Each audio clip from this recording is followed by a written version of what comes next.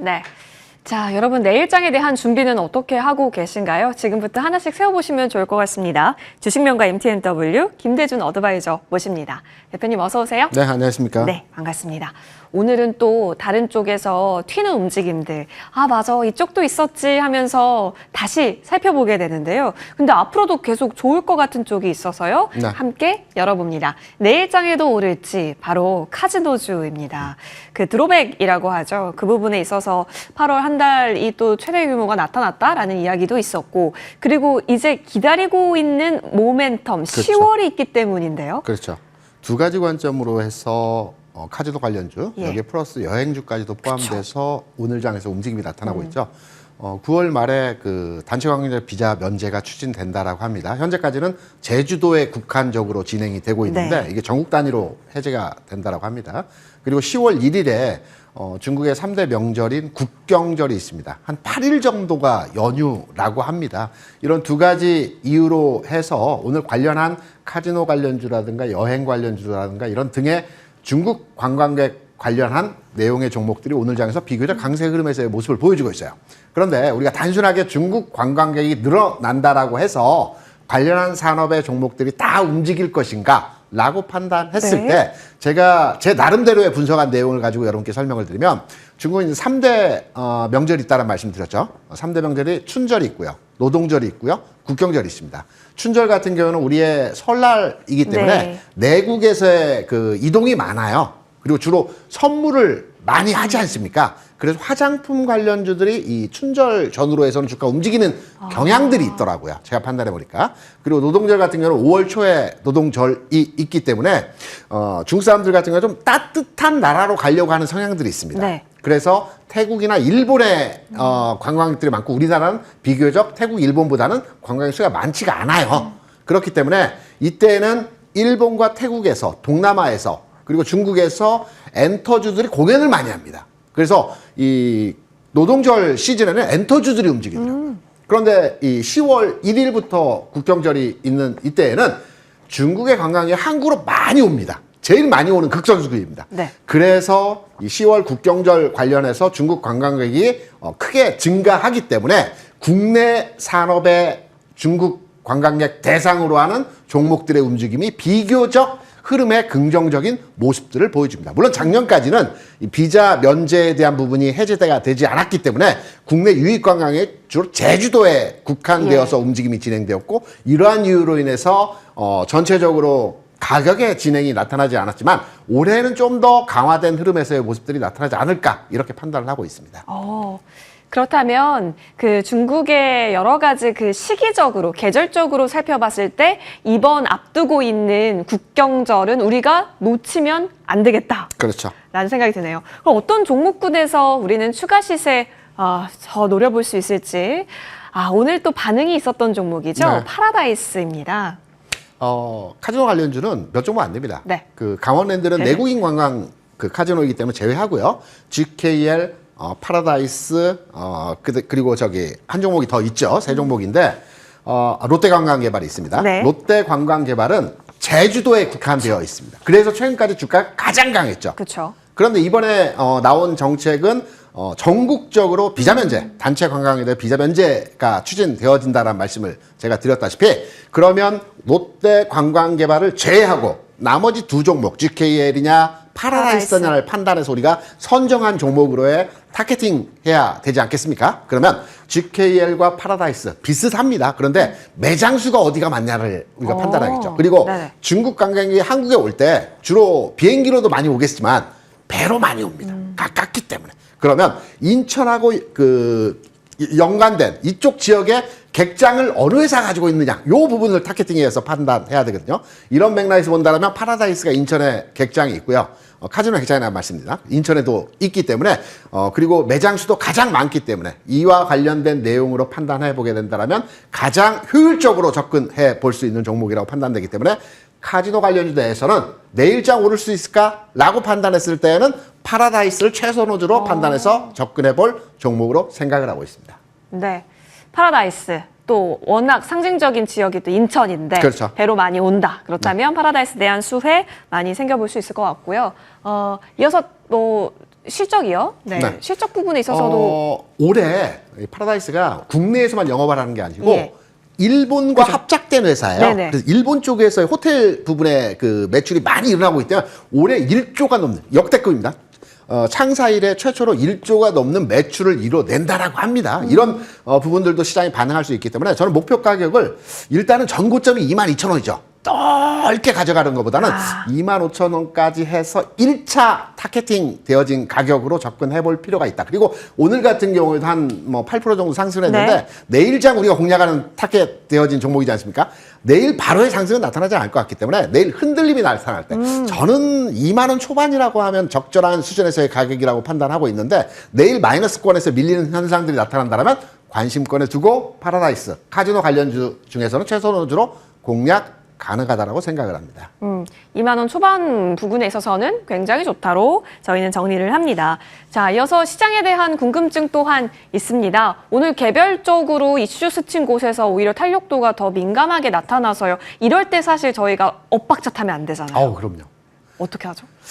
굉장히 시장 자체가 네. 쉽지가 않아요. 외국인 투자자들 같은 경우에도 매수했다, 매도했다, 매수했다, 매도했다 연속적 흐름들이 맞아요. 나타나는데 저는 9월 19일에 FOMC 회의가 있지 않습니까?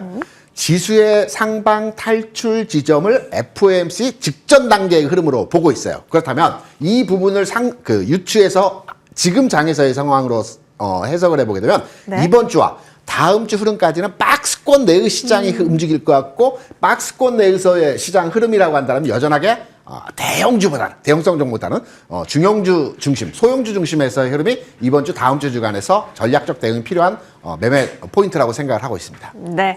자, 인내 없이 달콤한 과실을 맺을 순 없겠죠? 지금 박스 라인대에서는 전략 잘 보시면 좋겠습니다. 마무리하고 오겠습니다.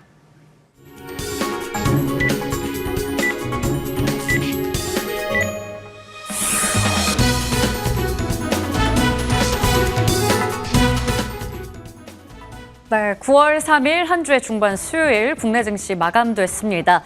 지금 9월 들어서는 확실히 정책과 금리라는 두 가지 중심축을 가지고 지수가 좀 움직임을 가져가는데요.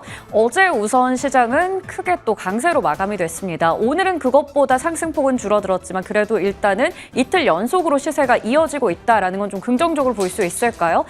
거기다가 외국인들의 수급이 연속적으로 들어온다라는 것도 오늘 하나의 포인트가 됐습니다. 지수 마감 현황 체크해 보시죠. 코스피 지수는 0.33% 오른 3,180선 위에서 끝이 났고요. 코스닥 지수 800선을 향해서 영차영차 달려가고 있습니다. 796선에서 마무리 지었습니다. 장중에 물론 약간의 변동성도 있었지만 그래도 모두 상승으로 마감을 지었고요. 이어서 수급 한번 체크해 보겠습니다. 앞서 말씀드린 대로 외국인들의 매수세가 이어지고 있습니다. 3,337억 원 정도 거래소에서 사들였고요. 오늘 기관은 반대 포지션 취했습니다. 3천억 원 넘는 물량을 덜어냈습니다. 개인도 마찬가지로 매도 우위를 보여줬습니다. 코스닥 시장으로 이동해 보겠습니다. 이쪽에서는 외국인들은 마찬가지로 매수 우위 그리고 기관은 매도 우위를 나타내면서 오늘 메이저 주체 간에는 확실하게 방향이 갈렸습니다. 개인들은 소폭이지만 매수 우위를 나타냈습니다. 지수와 수급까지 체크해봤고요. 이어서 시가총액 상위주의 움직임 머니맵으로 훑어보도록 하겠습니다. 오늘 다소 하락한 종목들도 제법 있었기 때문에 방향성에 대해서는 고민을 해봐야겠지만 굵직한 섹터에 대해서 먼저 반도체 쪽에 대해서는 좀 그래도 긍정적으로 볼 수 있을까요? 삼성전자와 SK하이닉스는 장중에 계속 플러스권 유지가 됐습니다. 특히 삼성전자가 지난주부터 해서 7만 원대가 좀 깨지고 나서 약간은 또 우려를 하긴 했었지만 다시 또 어제 이어서 오늘 상승부를 이어갑니다. 1% 정도 강세로 마무리 지었고요. SK하이닉스도 최첨단 EUV 장비를 도입했다. 차세대 메모리 쪽에 이제 속도를 낸다 뭐 이러한 이야기가 나왔죠. 오늘 마찬가지로 0.77%가량 오름세로 마무리 지었고요. 나머지 종목들도 전반적으로 오른 가운데 이수페타시스가 1% 넘게 하락하면서 끝났습니다. 최근에 MLCC 쪽의 업황 개선에 대한 기대감이 계속 나오고 있습니다. 삼성전기가 또 많이 좋은 모습을 나타냈죠.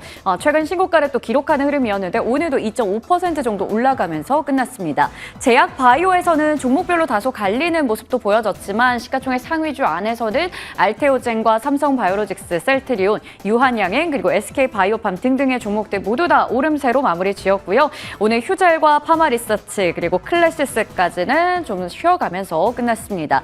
금융주는 전반적으로 오름세를 나타냈지만 또 새 종목 같은 경우에는 쉬어가면서 혼조 양상을 나타내기도 했고요. 조선 쪽 오늘 좀 쉬어갔습니다. 어제 한화 오션이 신고가를 기록하기도 했었는데 오늘은 4% 정도 차익 물량 나오면서 끝났습니다. 우주항공 방산 쪽도 어제는 다 같이 올라가는가 싶었는데 오늘은 현대 롯데만 2%대 강세를 보여줬고요. 나머지 종목들은 다소 쉬어가기도 했습니다. 오늘은 아래쪽에서도 좀 볼만한 종목들이 있는데요. 고려아연이 9%가 넘게 올라갔고요. 그리고 유틸리티 쪽에서도 LS 일렉트릭이 또 여전히 수요에 대한 모멘텀을 가져가면서 오늘 전력 설비 쪽의 시세를 이끌기도 했습니다. 위쪽으로 가보겠습니다. 2차 전지주인데요. 전반적으로 좀 혼조 양상을 그린 가운데 LG 에너지 솔루션은 벤츠 쪽으로의 배터리 납품 소식도 있어서 좀 시세를 기대해봤는데 오늘 0.43%로 종가는 형성이 됐습니다.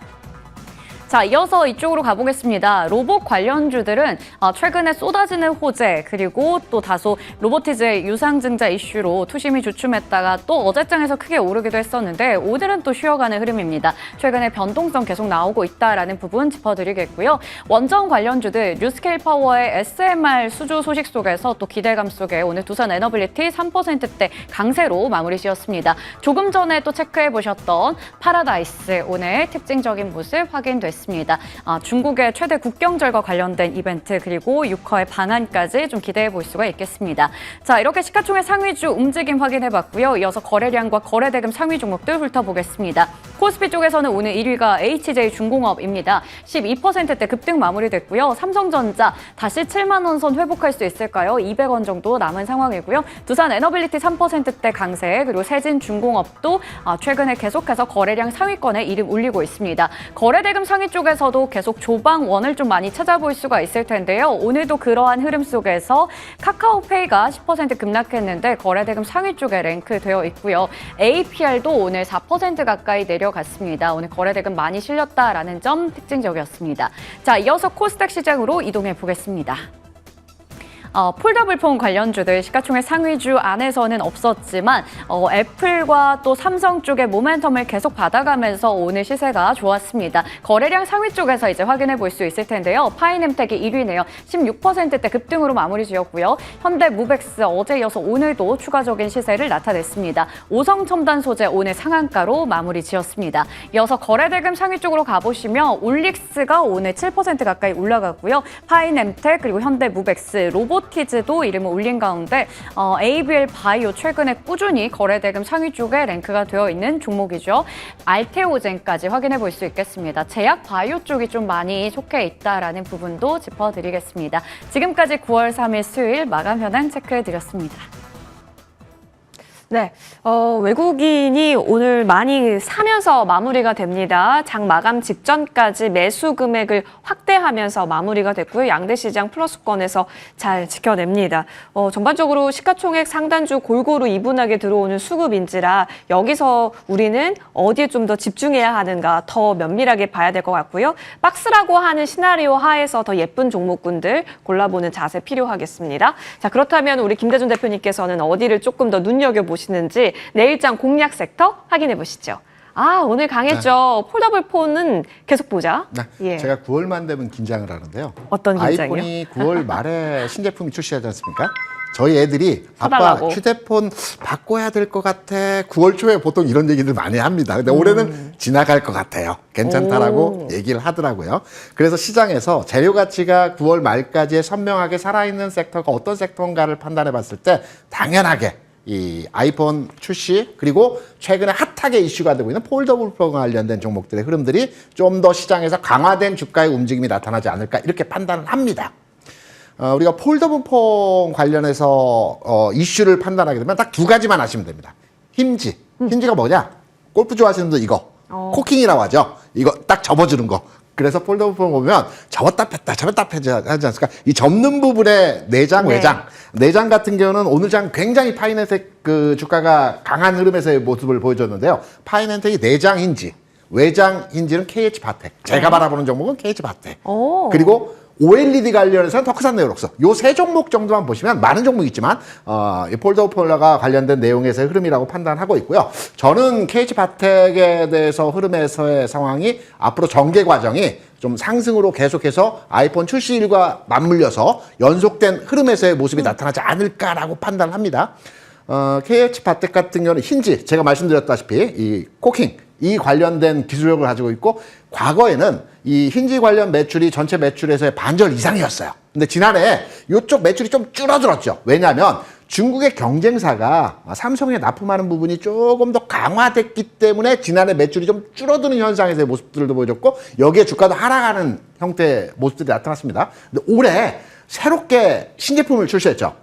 더 얇은 힌지를 개발을 하면서 이 힌지 모듈, 이 플렉서블한 모듈을 이제 삼성전자에 납품하고 있고요. 그리고 앞서 말씀드린 대로 아이폰 쪽에도 태핑 두들기고 있습니다. 그래서 아이폰 쪽에도 납품 가능성이 만들어진다라면 아이폰에서도 하반기에 폴더블 폰을 출시한다라고 그래요. 예정이 돼 있다라고 합니다. 예. 그래서 이런 양단 흐름에서의 주가 상황에 긍정적인 모습이 나타날 수 있기 때문에 KH바텍 저는 목표가 수준을 진입가는 현재 수준 가격 괜찮고요. 목표가 수준을 16,000원 정도 수준까지의 목표가로의 접근도 가능할 것 같다. 한 15% 정도 수준이 되죠.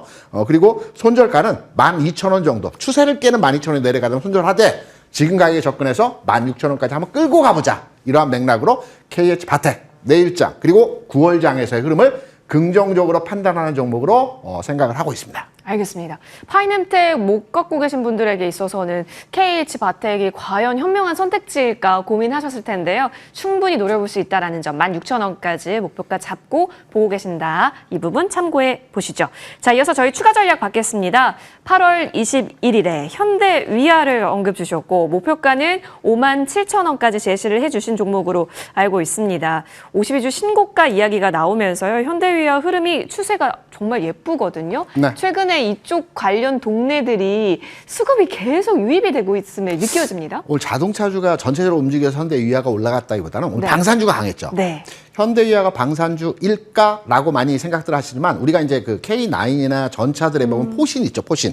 포신을 만드는 회사입니다. 그리고 제가 기존에 말씀드린 정밀화학 부분, 주물 쪽의 사업을 매각을 하고요. 방산하고 자율주행 쪽 사업을 다각화해서 회사의 정체성이 바뀐다라는 측면에서 네. 말씀을 드렸었죠. 그래서 자동차 업종 내에서도 좀 더 강한 흐름에서의 오늘 주가 상황에서의 흐름을 보여줬는데요. 이 종목 굉장히 끼 있어요. 왜냐하면 21년도 1월에 현대위아 매매하셨던 분들은 상한가 기록하는 거 한번 기억하실 겁니다. 이렇게 움직일 때는 굉장히 탄력적인 종목이라고 판단되기 때문에 여전하게 목표가의 57,000원까지 보유 관점 진행하셔도 될 것 같다라고 생각을 합니다. 네, 기존에 제시해 주셨던 목표가는 그대로 저희가 세팅해 두고 흐름 지켜보는 것으로 하겠습니다. 현대위아까지 살펴봤습니다. 김대준 어드바이저와 이야기 나눠봤고요. 이어지는 머니투데이 방송과 함께 내일장 승리 전략도 잘 챙겨가시길 바라겠습니다. 저희는 여기서 물러납니다. 시청해주신 여러분 고맙습니다.